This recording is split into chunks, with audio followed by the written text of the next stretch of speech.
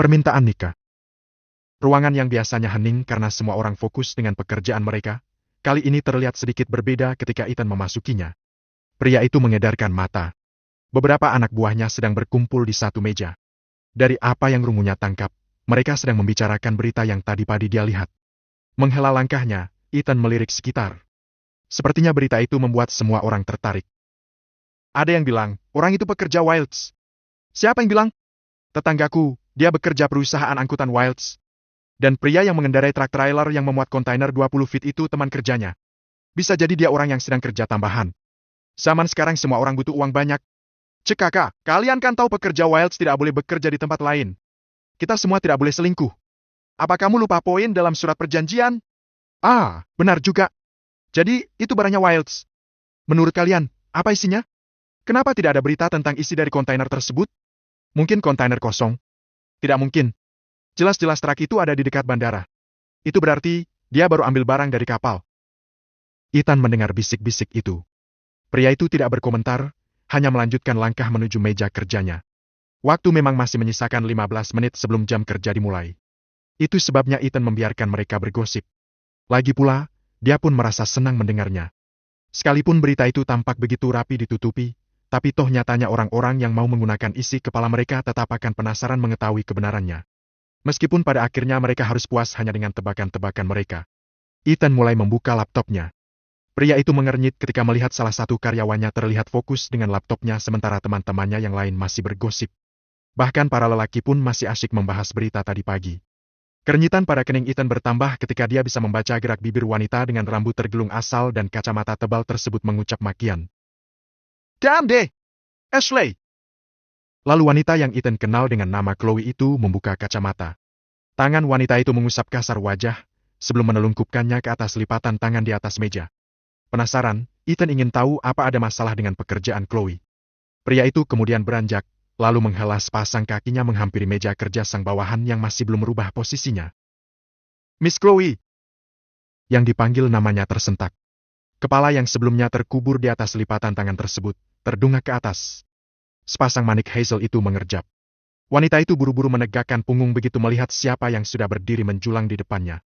Chloe segera meraih kacamata yang ia letakkan sembarang di atas meja, kemudian mengenakannya kembali. Wanita itu memperbaiki rambutnya dengan menyelipkan helai rambut yang lepas dari gulungannya ke belakang telinga, kemudian berdehem. Maaf. Kening Ethan mengernyit. Pria yang sudah melipat kedua tangan di depan dada tersebut menatap curiga sang bawahan. Sepasang kaki panjang itu terhela dengan sendirinya memutari meja. Baru saja Ethan menurunkan tubuh untuk melihat apa yang membuat sang bawahan mengumpat, pemilik laptop itu sudah terlebih dahulu menutup tampilan layar. Ethan menoleh ke samping, lalu sepasang netra pria itu menatap tajam wanita yang masih duduk di sampingnya sementara dirinya sendiri masih dengan posisi sedikit membungkuk hingga dia bisa dengan jelas melihat wajah bawahannya. Maaf pak. Saya pikir jam kerja belum dimulai, jadi... Ethan menegakkan tubuhnya. Mata tajam pria itu mengamati bawahannya. Dia memang belum sempat melihat dengan jelas tampilan layar laptop Chloe, tapi dia tahu pasti. Tampilan layar wanita ini berupa data. Bukan sesuatu seperti yang sedang dijelaskan oleh Chloe sebagai alasan. Kamu yakin tidak ada masalah dengan pekerjaanmu? Chloe dengan cepat menggelengkan kepala sembari menyahut. Tidak ada, Pak. Semuanya beres. Chloe mengulas senyum meyakinkan yang justru dibalas Ethan dengan kernyitan dalam. Seolah pria itu tidak mempercayai apa yang Chloe sampaikan. Beberapa detik, Ethan hanya mengamati sang bawahan sebelum akhirnya pria itu memutar tubuh kemudian kembali melangkah ke tempatnya. Di mejanya, Chloe menghembuskan nafas panjang. Wanita itu tanpa sadar mengusap dadanya. Buru-buru Chloe kembali membuka data pada laptopnya. Ethan menarik laptopnya mendekat. Dia jelas-jelas melihat data berupa deretan angka sesaat sebelum Chloe menutupnya. Ethan yakin, tampilan layar laptop bawahannya bukan berita selebriti seperti yang wanita itu sampaikan. Ethan mengangkat kepala, kemudian menoleh ke arah meja tempat Chloe bekerja. Ada yang tidak biasa, Ethan mulai berpikir. Sayangnya, pikiran Ethan terpecah saat mendengar nada dering ponselnya. Ethan segera mengeluarkan benda yang tidak seberapa besar, namun memiliki fungsi luar biasa yang bisa menghubungkan seseorang dimanapun mereka berada tersebut, lalu mengangkatnya. Ethan, aku ingin bicara denganmu. Baik, Pak. Aku akan mengirimkan alamatku padamu. Tunggu. Nick langsung mengakhiri panggilan. Tak lama menunggu, ponsel Ethan kembali mengeluarkan suara. Kali ini suara notifikasi pesan masuk. Ethan menggulir layar. Sepasang netra pria itu mengerjap, sebelum hembusan nafas cukup panjang keluar dari mulutnya. Siang itu, sesuai dengan permintaan Nika, untuk pertama kalinya Ethan memasuki kawasan Mansion Wilds. Setelah memasuki pelataran luas kediaman Wilds dan turun dari kendaraannya, Ethan mengedarkan matanya. Kawasan tersebut tidak hanya berisi satu mansion yang nyaris menyerupai tempat tinggal para raja. Di sekitarnya ada bangunan-bangunan lebih kecil yang tidak kurang mencengangkan siapapun yang melihatnya. Marco pernah bercerita jika dulu sang ibu tinggal di mansion utama karena dia adalah istri pertama Ramon. Sementara dua istri Ramon yang lain memiliki mansion sendiri-sendiri dengan ukuran yang lebih kecil. Sepasang mata Ethan mengamati satu mansion paling besar yang sudah bisa dipastikan sebagai mansion utama. Di sanalah dulu Rosaline Wilds ibunya pernah tinggal. Ethan menarik nafas panjang, lalu menghembuskannya. Permisi. Ethan menoleh. Mari, silakan ikut saya. Tuan Nika sudah menunggu. Ethan menganggukkan kepala, kemudian mengikuti langkah kaki seseorang dengan seragam security. Yang tadi itu mansion utama. Tempat Tuan Ramon tinggal. Mendengar sang security bicara, Ethan yang tadinya tidak berniat menanyakan apapun menoleh. Dua orang itu masih menghela kaki menuju satu tempat tinggal yang posisinya berada di belakang. Apa, Ibu Pak Daven juga tinggal di mansion itu? Sedikit ragu, Ethan bertanya. Rasa ingin tahu menggelitiknya. Ethan mengernyit ketika mendapati gelengan kepala sang security. Kalau begitu, Ibu Pak nikah? Ethan bertanya dengan sepasang alis yang sudah berkerut. Jika bukan istri kedua yang tinggal bersama pria itu, berarti istri ketiganya. Lalu, kenapa Nika merasa seperti dianaktirikan hanya karena dia anak dari istri ketiga, jika pada kenyataannya pria itu lebih memilih tinggal bersama ibu Nika? Ethan mulai berpikir jika mungkin Ramon memiliki alasan lain memilih Daven sebagai penerusnya. Bukan Nika. Mereka tinggal di mansion mereka masing-masing. Setiap istri tuan punya mansion sendiri-sendiri. Sang security menjelaskan. Dia bisa memaklumi jika orang baru ini pasti belum tahu banyak tentang keluarga Wilds. Kenapa bingung begitu? Respon sang security ketika melihat bagaimana Ethan menatapnya. Pria itu terkekeh ringan. Kekayaan tuan tidak akan habis 10 turunan, jadi bukan hal aneh jika dia membuatkan mansion sendiri-sendiri untuk para istrinya. Pria itu menghentikan langkahnya, lalu memutar tubuh. Ethan yang penasaran, lalu mengikuti. Itu, dua mansion kembar itu tempat tinggal Nyonya Maria dan Nyonya Yolanda. Pria dengan seragam tersebut menunjuk dua bangunan besar dan mewah yang berdiri berjejeran. Ethan menganggukkan kepala. Pria itu kemudian menoleh ke samping. Jadi, mansion utama hanya untuk Tuan Ramon? Melihat anggukan kepala pria itu, Ethan mengedip. Seperti para raja, dia akan memilih di mana malam ini akan menginap. Gumaman Ethan yang didengar oleh sang security membuat sang security terkekeh dengan kepala mengangguk. Tuan Ramon memang seperti seorang raja. Ujar pria itu menimpali. Ethan tak lagi menimpali. Pria itu kembali memutar tubuh lalu melanjutkan langkah. Dari kabar yang aku dengar, dulu, Tuan Ramon tinggal dengan istri pertamanya. Lalu, setelah wanita itu kabur dengan bodyguardnya. Kabur? Ethan yang mendengar penuturan sang security langsung menoleh. Sepasang mata pria itu menatap tajam sang lawan bicara. Apa yang baru saja dia dengar? Ibunya kabur? Dengan bodyguardnya? Omong kosong apa ini? Jangan keras-keras. Memang itu yang aku dengar. Apa? Apa yang kamu dengar? Ethan menahan amarahnya. Bisa-bisanya mereka menganggap ibunya wanita tidak baik yang kabur dengan pria lain. Sungguh Ethan tidak habis pikir. Sang security berdecak. Jangan menceritakannya pada orang lain kalau kamu mendengarnya dariku, oke? Ethan hanya menatap lekat pria di hadapannya dengan mulut terkatup rapat. Kedua tangan pria itu sudah terkepal di sisi tubuh. Katanya, wanita itu hamil anak pengawalnya, makanya wanita itu kabur saat akan melahirkan. Dia pasti takut ketahuan Tuan Ramon kalau bayi itu bukan bayi Tuan Ramon. Au. Ethan rasanya ingin menghancurkan sesuatu saat ini. Semua keturunan Wilds memiliki warna mata yang berbeda. Pria itu menunjuk matanya sendiri. Jadi, wanita itu pasti ketakutan karena dia tidak akan bisa menyembunyikan kenyataan jika bayi itu bukan keturunan Wilds. Geraham Ethan yang saling menekan bergemeletuk. Pria itu kesusahan menahan amarahnya. Katanya lagi, waktu itu Tuan Ramon sempat marah besar.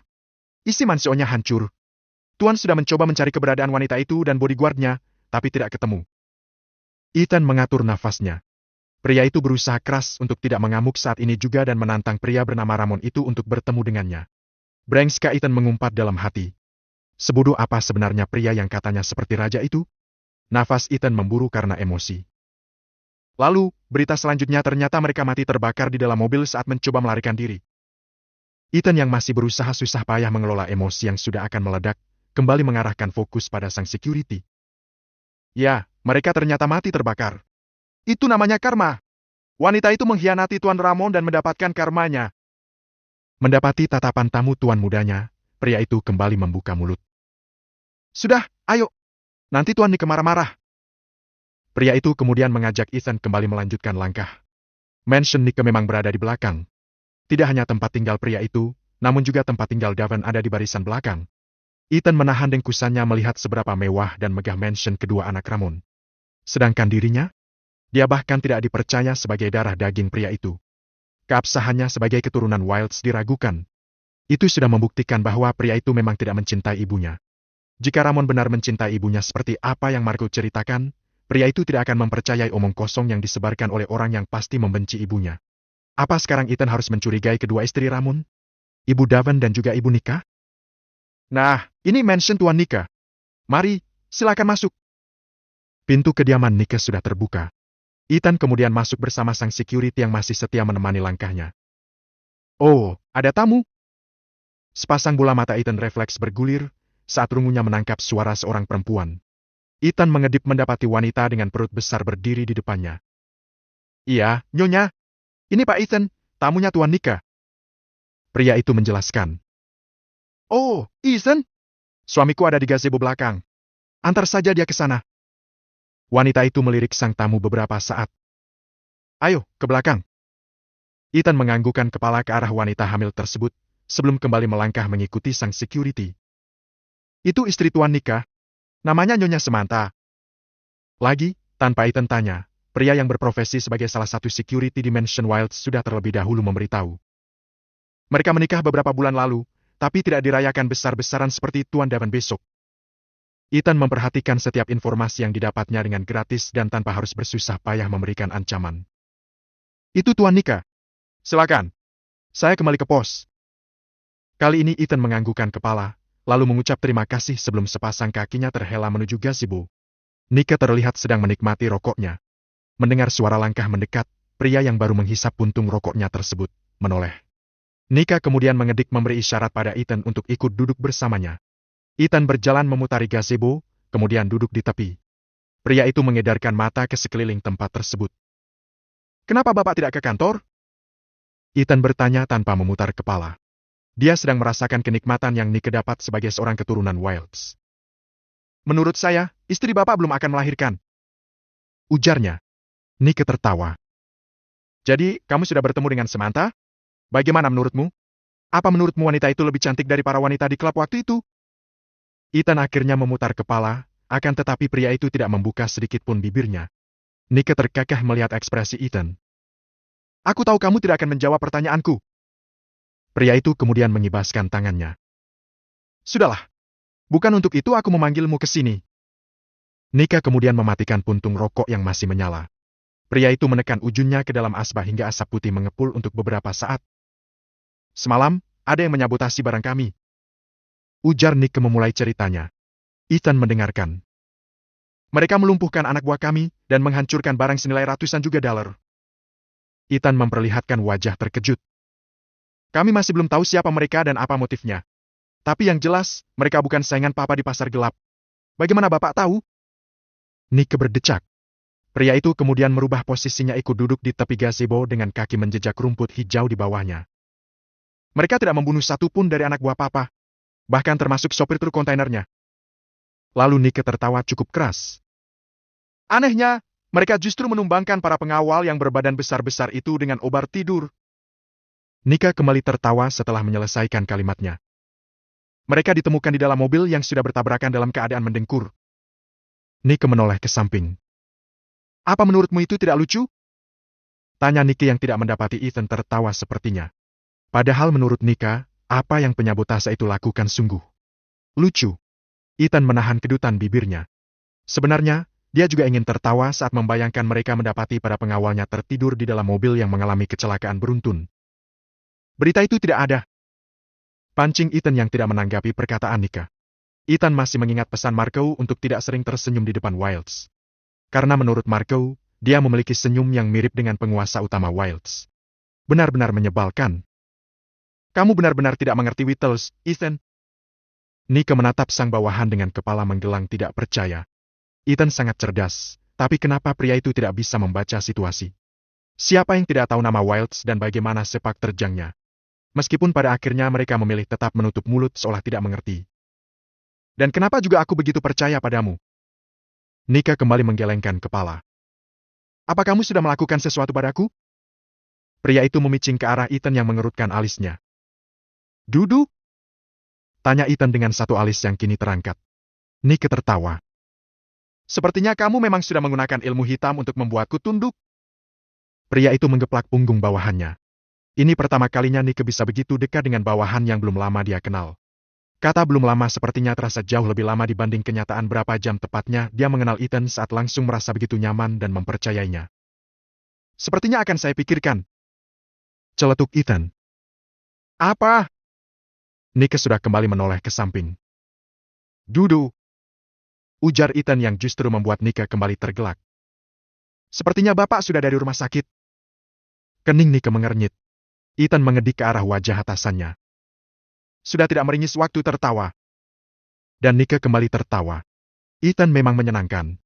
Dia jarang berucap panjang. Kalimat-kalimat pendeknya seringkali menggelitik telinganya hingga dia tidak bisa menahan tawa.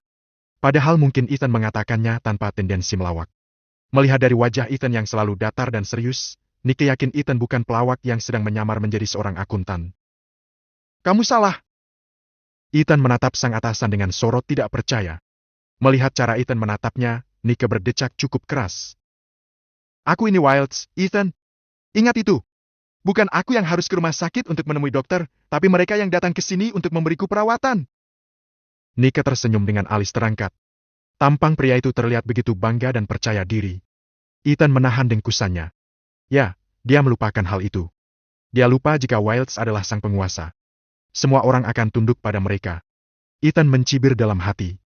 Apa yang dibanggakan jika uang yang membuat mereka seperti sang penguasa didapat dari bisnis gelap? Ethan. Yang dipanggil menatap dengan kenyitan. Apa kamu bisa membantuku bertransaksi? Melihat tatapan ingin tahu Ethan, Nike menyebut satu benda psikotropika. Pria itu mendesah. Samantha sudah mulai rewel. Dia bilang dia takut anaknya lahir tanpa bapak.